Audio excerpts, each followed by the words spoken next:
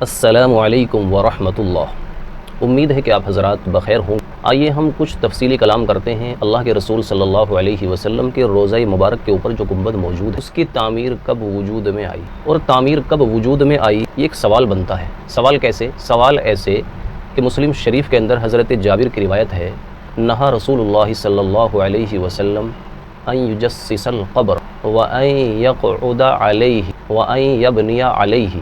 اللہ کے رسول نے ارشاد فرمایا کہ قبروں کے اوپر نہ بیٹھو، قبروں کے اوپر نہ تعمیر کرو، نہ قبروں کو پکی بناؤ۔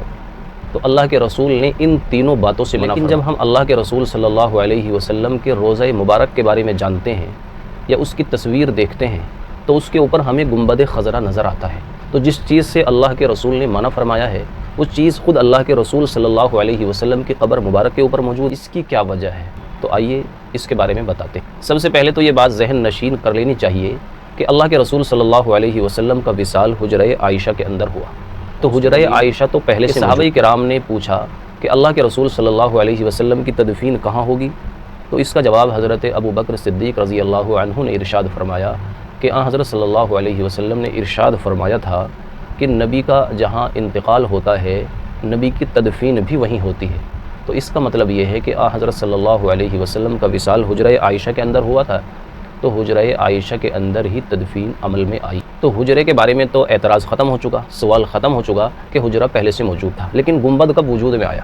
تو گنبد بھی اللہ کے رسول صلی اللہ علیہ وسلم اور صحابہ کرام کے ایک لمبے زمانے کے بعد وجود میں آیا، ورنہ صحابہ کرام کے سامنے کسی کی مجال نہیں ہے کہ اللہ کے رسول صلی اللہ علیہ وسلم کے عمل کے خلاف کوئی کام کر سکے، اللہ کے رسول صلی اللہ علیہ وسلم کی سنت کے خلاف کوئی کام کر سکے۔ 1279 عیسوی میں، اور اگر ہجری کے اعتبار سے دیکھیں تو 678 ہجری میں مملوک سلطان سیف الدین قلاؤن نے یہ گنبد تعمیر کیا، لکڑی کا تعمیر کیا۔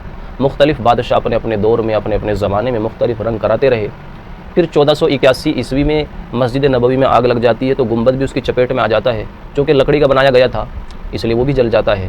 تو پھر مملوک سلطان قائتبائی نے 1481 عیسوی میں اس کو دوبارہ تعمیر کرایا، اور اب کی بار لکڑی کے گنبد کی حفاظت کے لیے ایک اینٹوں کا گنبد اور اس کے اوپر بنایا گیا۔ پھر آگے چلتے چلتے 16ویں صدی میں خلافت عثمانیہ کے فرما رواں سلیمان اعظم نے اب کی بار گنبد کو شیشے کا بنوایا، اور پھر آخری بار خلافت عثمانیہ کے مشہور فرما رواں سلطان عبد الحمید انہوں نے 1818 میں اس گنبد کے اوپر ہرا رنگ کرایا۔